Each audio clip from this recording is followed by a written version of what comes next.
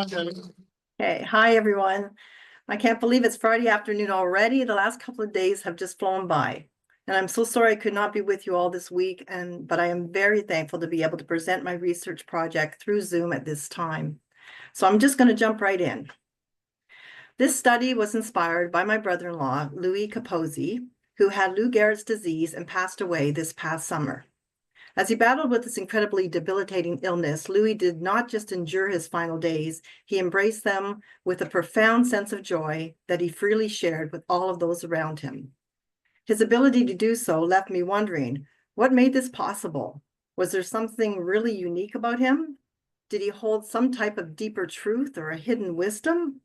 Or were there just aspects of how we as humans face mortality that I had yet to fully understand? It was only by truly listening to the reflections, the struggles, and the wisdom of others with a terminal illness, others that were willing to share their stories with me, that I began to grasp the depth of knowledge and insight that one could learn from this topic I had chosen. It was because of these courageous individuals that I was able to capture the magnitude of what they were experiencing, share in their journey of discovery as they navigated their way through the fog and the fear, and see firsthand the results that showed able to maintain in their final days. As I listened to their stories, my understanding deepened. And it is for that reason that I do not feel I stand alone as I speak here today. I carry with me the presence of those that I have been honored to meet, to sit down and chat with on their journey. Death and dying are not just a medical or emotional process. Whether or not a person considers himself religious, a person of faith, or a believer, the way they approach their final days speaks to larger theological concepts. As I engaged with those I interviewed and later analyzed the data, a clear pattern emerged. There was an undeniable connection in what each had been navigating through to reach a place that would sustain them through such a challenging and difficult time in their life. This clear and consistent thread was their struggle to address essentially 5 things: acceptance, surrender, connection, meaning, and purpose, leading me to believe that facing one's own death is not merely a biological process, but a profoundly spiritual experience. Ecclesiastes 3, verse 1 reminds us that both life and death have their place in the sacred rhythm of existence. For everything there is a season and a time for every purpose under heaven, a time to be born and a time to die. So it was without a doubt that as each participant entered into this uncharted season of death, facing illness and mortality, they all wrestled with the concept of joy, which seemed far beyond their grasp. Yet each in their own way, they began to wrestle those 5 barriers that were standing in their way. When viewed through a theological lens, these barriers became a means of self-discovery and a gateway to the very thing that they sought. The first hurdle was acceptance. Each participant initially had great difficulty and had to come to terms with accepting their diagnosis, the limitations of their illness, and the reality of what was happening to them. They experienced shock and denial. So some of the things I heard from these participants were, I didn't believe it at first. I tried to continue life as if nothing had changed. I refused surgery because I didn't think I actually even had cancer. How could this happen to me? Even as my oncologist explained everything, I kept wondering how I could avoid it. This was not real, so I didn't even want the operation. But over time in their journey, there were shifts as each one came to terms and made choices of how to better approach the unwanted changes they were facing. Then I started to hear more things like, finally, I accepted it. I do have cancer. I cannot change what is happening, so I will accept it. Accepting the unknown has brought me much peace. I've learned that the outcome is scary, but accepting it has helped me move forward. One patient used an earthquake as a metaphor. If an earthquake happens, it doesn't matter if I'm happy or sad, it will still happen. It's not about whether I like it or not, it's life. And so it is better to accept what I cannot control, not because it is good or bad, but because fighting it will only bring more suffering. Joan Halifax writes in her book, Being with Dying, says, acceptance does not mean resignation. It means seeing things as they truly are. It means not turning away from the experience, but embracing it with courage and compassion. Each participant came to a place of understanding that acceptance was not about giving up. It was about opening themselves to the life that remains. The second hurdle was living in the moment. All participants spoke about how they were always busy in their lives before their illness, always going from one thing to the next, accomplishing things, acquiring things, searching, planning for something more, something new, always looking at their calendars to see what was next. Comments I heard here were, before cancer, I controlled my life. I planned weeks, months, and even years ahead. Now I understand that now is all we really have. I feel better because I don't rush. Oh my gosh, I don't rush to do anything now. I take my time. I feel calm and understand that each moment is worth savoring. One man who had been searching for an unreachable joy most of his life, it sounded like, he said, joy isn't something distant. It is found in the moment. The key is learning how to be present in that moment. For both of the hurdles, acceptance and living in the moment, Matthew chapter 6, verse 34 reminds us, do not worry about tomorrow, for tomorrow will worry about itself.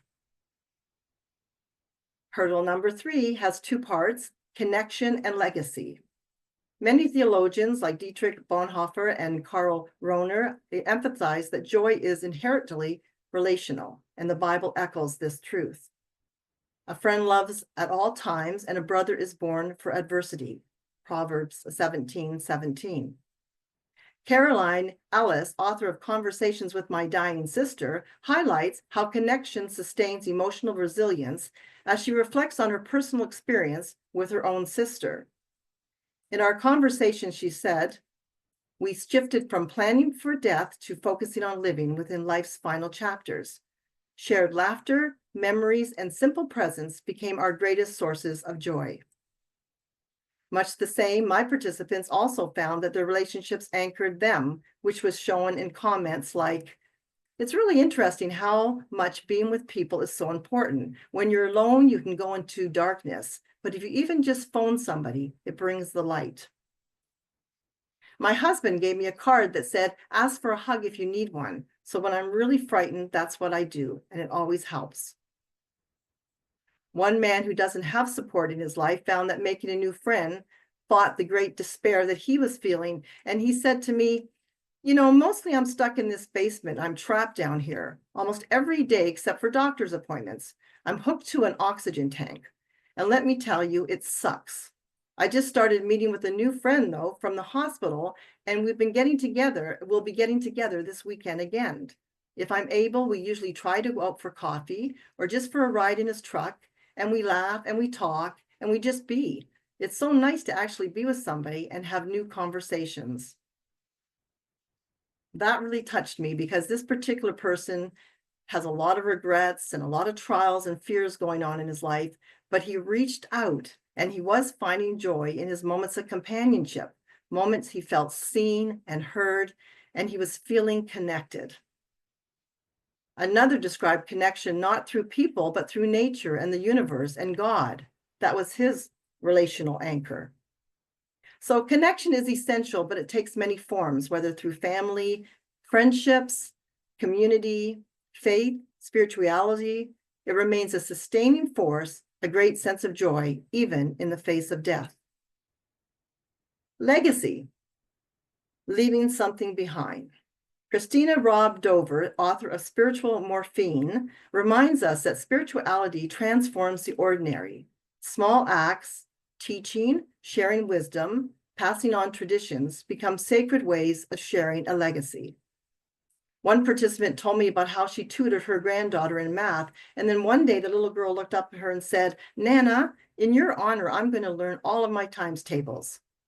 Well, that was her legacy. It wasn't in a book or not in a will, but in that promise and in the love and lessons that would live on in her granddaughter. And there was also an example of another positive and meaningful ideal of preparing photos in a memory book as a gift to leave one's family, as a keepsake. Both Caroline Ellis, as well as John Swinton, theologian, professor, and ordained minister, have done some great research on narrative identity, showing that we exist not just in our own lives, but in the stories and the lessons and traditions we pass down that extend beyond us. Hurdle number 4, belonging to something greater. At the end of life, the questions shift. The daily concerns that once fill our minds start to fade, and we are left with the deeper ones that may involve contemplation of death and the afterlife.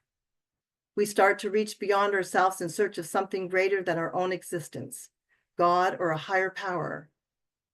While joy in terminal illness is often found in knowing life continues beyond death, and Jesus reassures us of that that he prepared a place for us in John 14, 1-3, there is still profound reflection for many on what awaits beyond this life. One patient told me death was like preparing for a trip without knowing the destination. And this is where she felt she stopped resisting and embraced the mystery of what could come next. It is a great example of surrendering to the unknown with a trust in something greater than herself. Another said, "I am not the center of the universe. I am only a part of all there is. A part of nature, a part of God. Anything that happens to me is not just about me. I don't need to worry about losing something because it's not mine." In these moments, faith, whether in God, in love, or in the unseen, becomes less about certainty, and it's more about releasing control and embracing the sacred mystery all around us. And the Bible calls for trust in the divine, even in uncertainty. If we live for the Lord, and if we die for the Lord. Romans 14:8. We always hold on to existential hope. Okay, the last one, hurdle 5, finding meaning and purpose. A common thread among the participants was how palliative illness becomes a catalyst for deep self-reflection, facing mortality, forcing one to ask profound questions like, who am I and what truly matters? Illness, rather than merely being an affliction, becomes more like a mirror, reflecting one's identity, values, and priorities. For my participants, the desire for a long life is now overshadowed by the desire for a meaningful one. And I was given this analogy of going to the grocery store. If you know what to buy, you just go and buy and you come back really quickly. You don't need to spend a lot of time there. Now, the quality of a good life is like that when you use your time wisely. If you know who you are and you know what you want, you don't need to live 100 years. It was incredible, some of the things that these people said to me. I was just amazed. These little antidotes, they were just heartwarming. And the Bible emphasizes purpose over mere existence. In John 10:10, Jesus says, "I have come that they may have life and they may have it to the full." And this ideal fullness resonated deeply with those I spoke to, for in the end, their question is not, how much time do I have left, but how can I make my time matter? Their quality of life is not measured by external success, not in a material sense, but in deep spiritual fulfillment, which aligns again with the scripture of John 10. Some more comments I heard was, I never had enough time before to understand my character, who I was, and what I was doing here. Cancer is something like retirement. At first, you feel your life has lost its meaning, you lose your identity, and it feels like the end.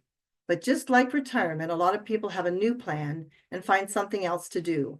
For example, I like to play music, but when I was working, I didn't do that. There was no time, but now I can do it, and I enjoy that so much.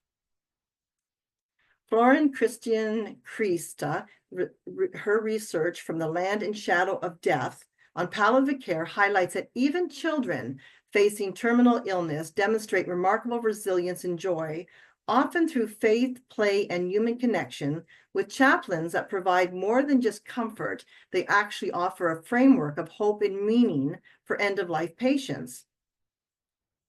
The book says the religious assistants offered by the chaplain priest in such situations is indispensable because it speaks to seriously ill children about hope, joy, and life in the full spirit of God's love. So the question of joy in suffering is not new to theology. We have many scholars who have wrestled with this paradox, and their insights can illuminate and substantiate our understanding and findings of how joy persists even in the face of death. Henry Nouwen in Here and Now reminds us that joy does not simply happen to us. We have to choose joy and keep choosing it every day. He says there are always sorrowful and joyful sides to the reality that we live. And so we always have a choice to live in the moment as a cause for resentment or as a cause for joy. It is in the choice that our true freedom lies, and that freedom is, in the final analysis, the freedom to love. Joy is not a destination to reach, but something we continue to cultivate. Joy is redefined through illness, not lost. And as suffering changes us, our joy transforms. It shifts from long-term aspirations to the beauty of small things, present moments, and the gifts of today. Jörgen Moltmann's Theology of Hope reminds us that joy is not merely an escape from suffering. Reverend John Swilton says it's not about fixing suffering, but being present within it. The patients I interviewed did not ignore their suffering, but still were able to manage and express a sense of joy that carried them forward. An intentional posture, which affirmed what Dietrich Bonhoeffer wrote from prison before his execution, that joy and suffering are not opposites, but they are companions. And that is a truth that's deeply embedded in Christian theology and is echoed in the experiences of so many terminally ill patients who have described joy not as happiness, but as a quiet, sustaining presence, a choice to focus on love rather than loss. So as I listen to all these different voices, I realize that joy is not just one thing. It is different for each of us and adapts to our changing realities. And I also found it was very interesting that each person's journey towards death reflected how they had lived. I spoke to a teacher who plans and prepares for her death. Her joy is something that she creates and leaves behind. I spoke to a spiritual thinker, a professor, a seeker, a lifelong student of meaning, and he approaches his death not as an end, but as a final chapter of experiencing the mystery of life. And his joy is recognizing that he is part of something vast and eternal. The restless seeker who struggled all with his life struggles to make peace with his death. His joy does not come from having all the answers. Instead, it comes from realizing that the search itself is still meaningful. In the end, death does not change who we are, it reveals it. And each participant in their own way stopped resisting, stopped fighting against time, and instead they embrace each day for what it is, a moment to be lived through acceptance, through surrender, through connection and legacy, meaning and purpose, and finding comfort in belonging to something greater than themselves. Implications for ministry. As ministers in church communities, we often ask, how can we better support those nearing the end of life? What does faithful care look like when healing is no longer an option? Too often we feel pressure to ease suffering, to say the right thing, to make pain more bearable. But those facing terminal illness teach us that what truly matters is presence. First and foremost, that is the greatest gift that we can give. The church is not called to take away suffering, but to stand in the midst of it, as Jesus did, being present with the broken, offering presence and hope and the assurance that no one walks this path alone. So it's not about perfect words, nor solutions. It's just about being there. I did find it interesting, though, to read in Spiritual Morphine, the challenge for us to reconsider the role of spirituality in palliative and hospice care. Dover argues that the emphasis on comfort and physical medicine care can sometimes overshadow the deeper spiritual work of engaging with mortality. She introduces a concept of faith as becoming a tool to ease discomfort rather than a pathway to true meaning making at the end of life. After this research study and hearing of all that goes on in the hearts and the minds of a terminally ill patient, and all that is necessary and needed, of course, in medical care and treatments, I can't help but be very inspired and proud of how each of them in my study had worked so hard to reframe their experience, not as dying, but as living fully with the time they have left. So we as pastoral caregivers have a very different role to play than the doctors, and it goes far beyond providing just emotional comfort, because we can offer spiritual insight and depth that can help these people in a more life-affirming way as they wrestle with the theological concepts, the questions, and the hurdles and barriers that end-of-life situations bring to the surface. Here are some very important things I noticed in my participants that make me feel that we as a church and as a ministers have something that is needed. In terms of relationships, connection, and service,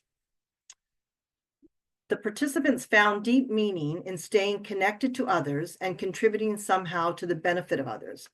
In these interviews that I sat down with them for, they cherished that opportunity to share their stories. They felt useful and they felt helpful by offering their perspectives. And the conversations that we shared affirmed their humanity and their dignity. Joy arose when they felt valued, when they felt seen and heard. It was not about what they had lost, but about who they still were. There were shifts in perception. Some struggled with how others in their families, even their spouses, now saw them. They were no longer caregivers themselves, but as people in need of care, and no longer seemed to be a functioning member of a family doing their usual jobs or carrying out their responsibilities. But they all knew that they were so much more than their illness. They were someone who was still capable of learning and teaching and growing with joy and humor and love to share. I would like to think we could encourage more meaning making, how patients reframe their experiences, not as an end, but as a continuation of the life they have lived, to cultivate spaces where emotions can be expressed, where stories can be heard, a sacred space for truth-telling where suffering is not brushed aside, but held with compassion. If joy is possible, even in suffering, then the church has a role in nourishing it. This means shifting from mere comforting to empowering and helping people see that their lives, even in suffering, still hold deep value and purpose. The sad reality is that many don't have the place or the opportunity or the people that they speak truthfully about what they are feeling and what they are fearing. Definitely those in my study wanted to protect their loved ones, especially their children and grandchildren and close loved ones, from any despair or negativity. I did the same with an elderly father and a teenage son when I went through a cancer journey. And I know now that is also what my brother-in-law did, protecting all of my family and making it easier for those he loved.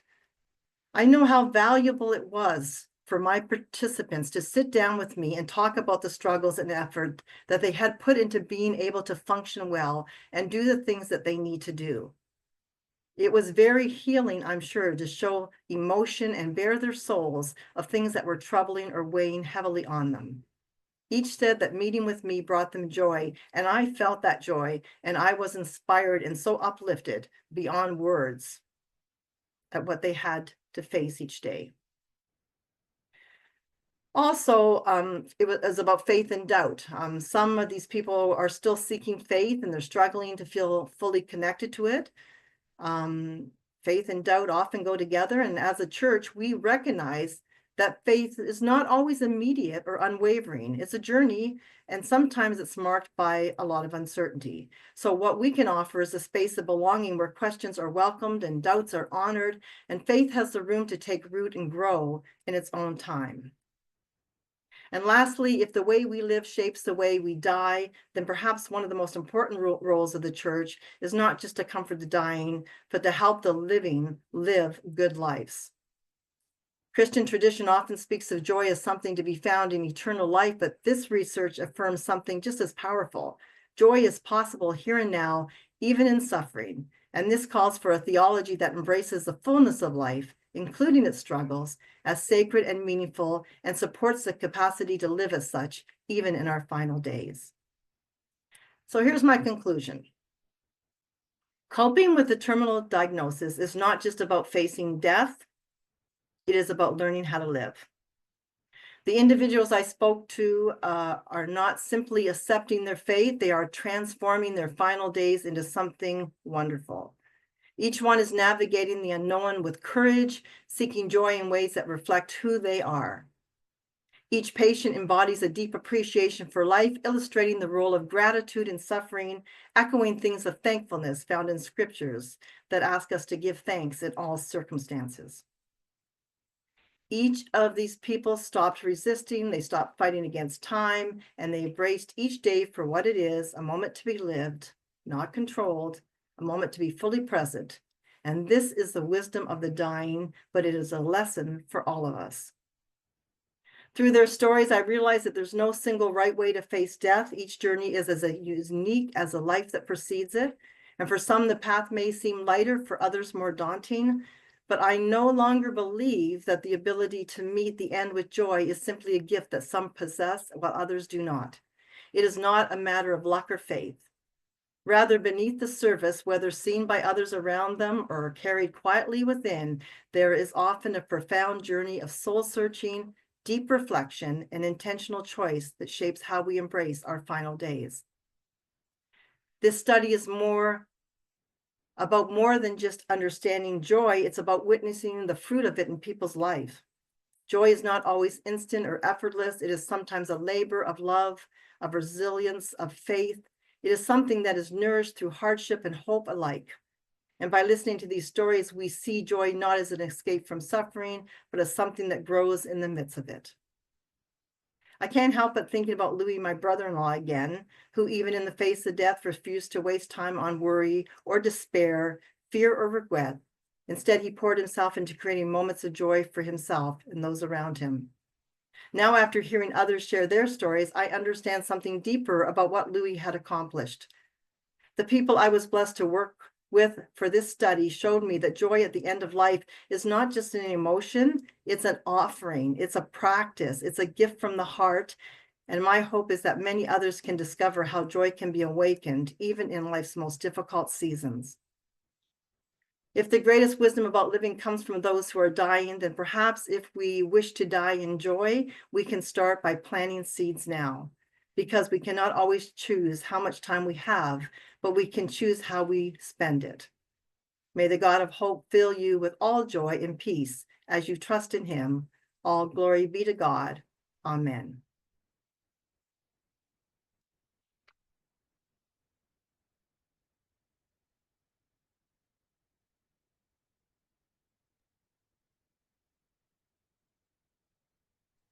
Great. Debbie, thank you so much. Questions, comments, and then we'll pick up some questions and comments from our online participants as well. Questions, comments, thoughts?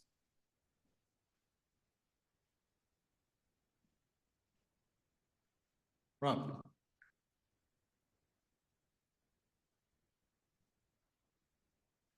Thank you so much. Ooh, that's really loud. Thank you so much. When did your participants, when they sort of stopped being in denial and accepted their illness, did they speak about how that affected the relationships with those walking with them, with those closest to them?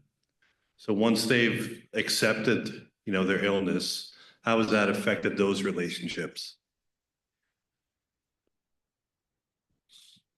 My understanding was when they worked through the process of acceptance, it did affect the family members, but from what I can recall, it was a positive way, because their demeanor changed. Not accepting it was very difficult, as they said, even to live with themselves and for the people to live with them around them, because they were feeling all those different emotions of anger, bitterness, fear, all the things that, were making each day very heavy, and other people wanting to help, not knowing what to do. So it really did lessen the burden for those around them somewhat. And I think it made them lighten up and thinking and to be happy to see their loved ones, coming to terms or feeling a bit more at peace with what was happening to them.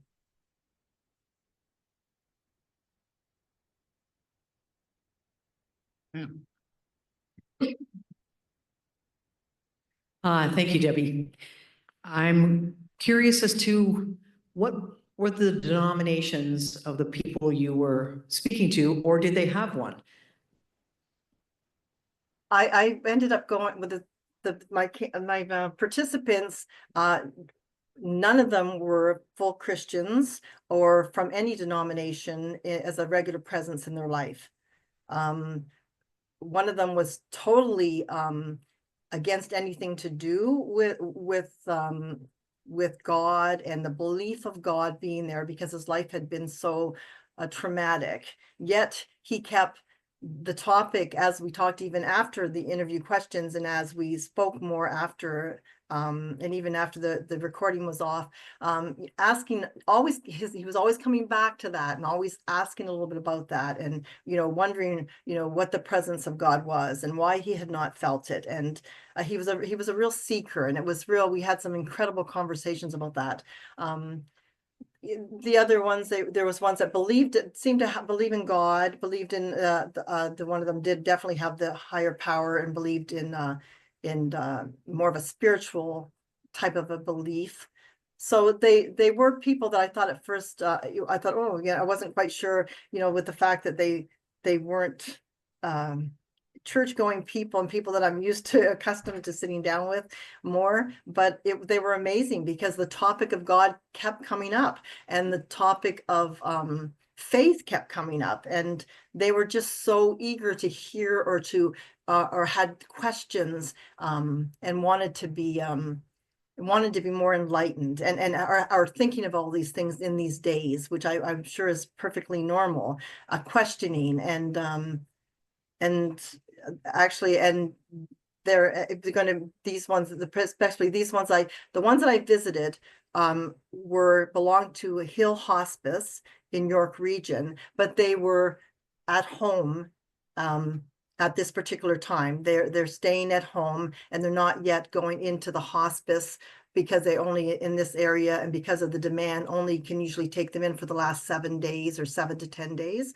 So these people were at home, and they are able to get out from time to time to do things if they're having good days, and if the days of treatment aren't not corresponding with that. And they all have asked to come to the church and come to see me at the church. So that was really, really nice to hear. And yeah. So that was just made me feel good, and I felt like maybe I had maybe I gave them a little bit of something that their curiosity was piqued, or they felt it would be a nice experience for them to have at this time. Fascinating. That's really interesting. Sam, do we have anything online? Any questions? Okay. Great. Any other comments, questions?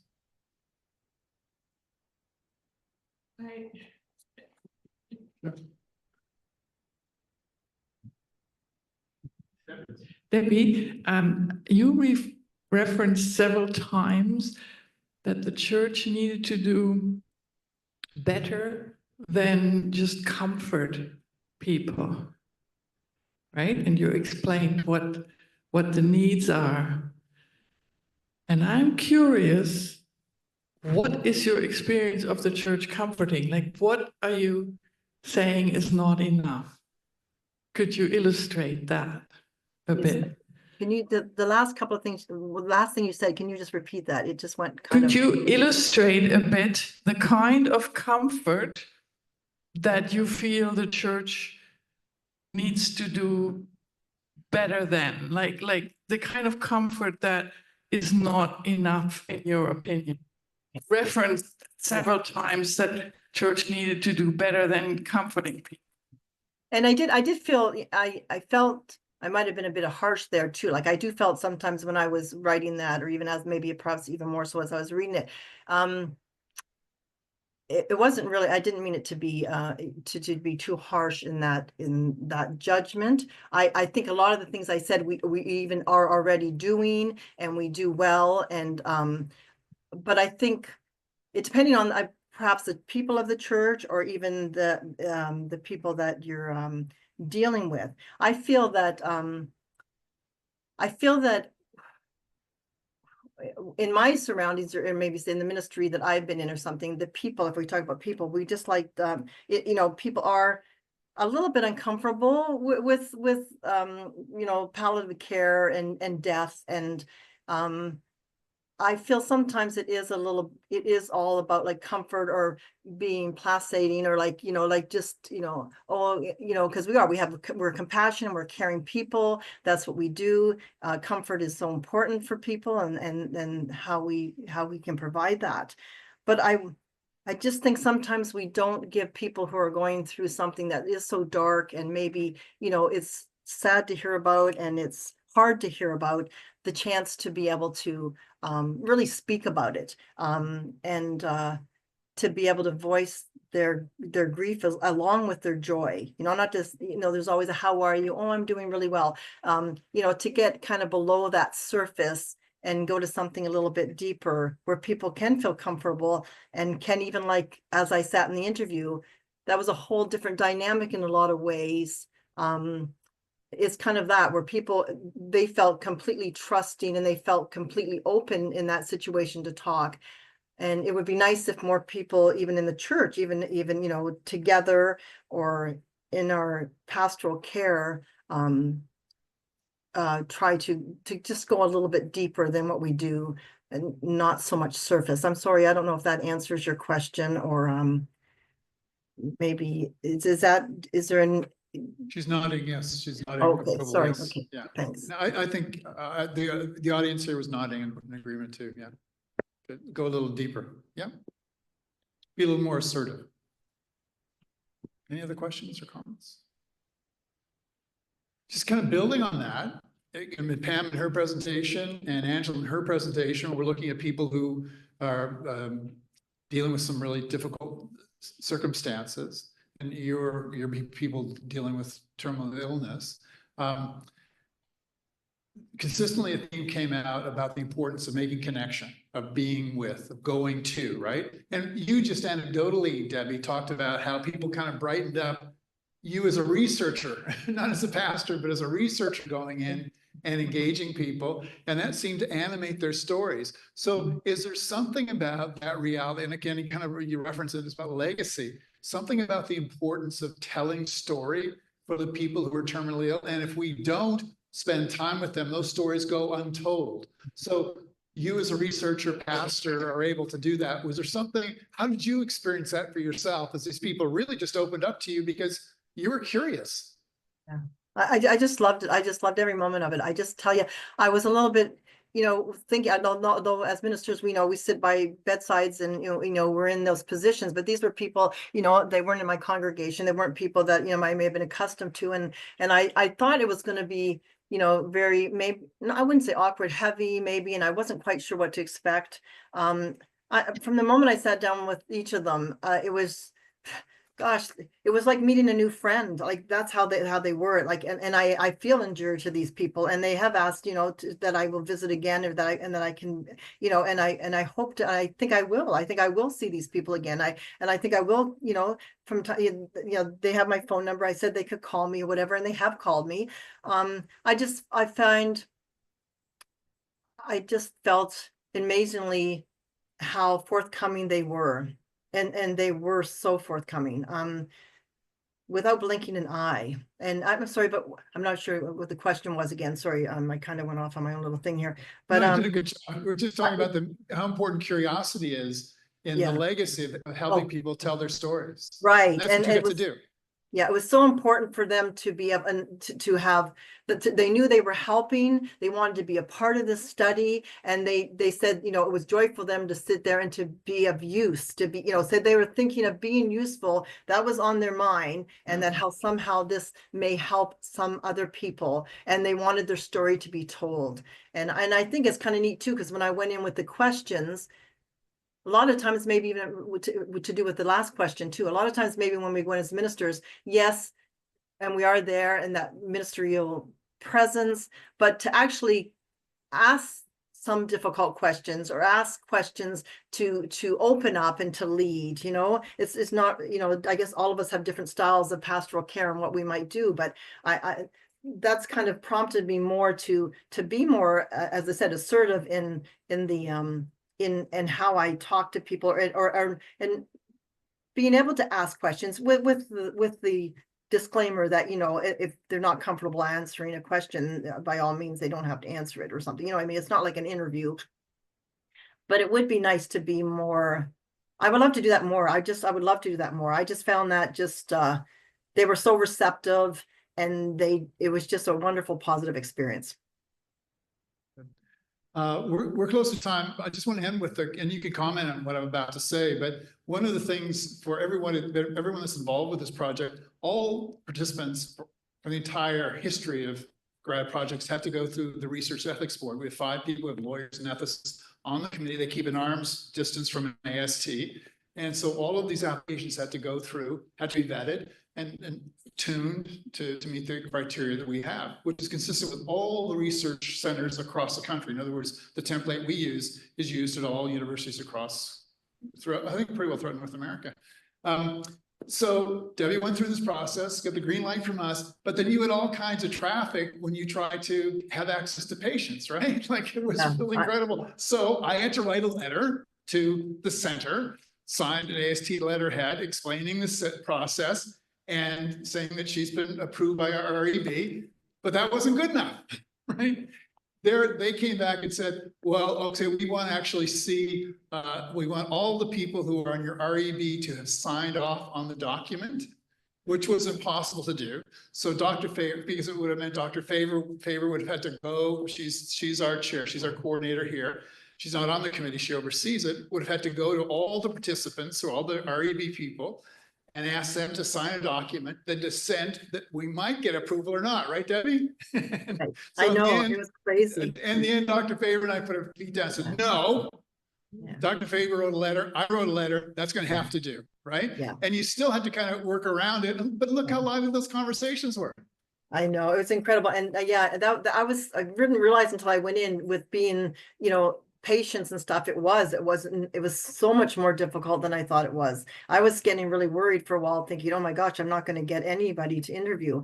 Yeah, so it was difficult and time consuming, only in the way that, unfortunately, and it's very sad, but people, I had people to interview, and then they just couldn't end up doing it because after treatments and stuff, they just were getting progressively worse, or they didn't have good days. And one of them, I had a 4th one that was passed away. And yeah, it's just really sad, because when you're working, I kept thinking of our deadline and what has to be in and all that stress stuff that goes with school. And then something inside me one day, just when I meet with these people, said, they have a deadline. These people have a deadline. They have an expiry date, and it's much more, here I am worrying about this, and here they are offering their time and their energy and everything to do this. And I was just so beholden to that. That's just wonderful. Yeah, I really want to admire your perseverance, Debbie. And you're right, we're setting deadlines, we were worried about all that stuff, but you persevered. And what we saw, and I'll conclude with this, what we saw was, I think, the generativity of all those participants, their wisdom, and their excitement about talking about their lives and the things that affect them, and the wisdom they offered us. And they did that through you, Debbie. So thank you so much for taking on this extraordinary adventure. Well done. Thanks, everybody. I'm so sorry I'm not there. I'm missing out. But thank you so much. Thank you. So we're now 10 down, 1 to go. In 15 minutes, Dana is going to be with us, leading us for our final phase. So thank you. 15-minute break. We'll be back on at 2 o'clock.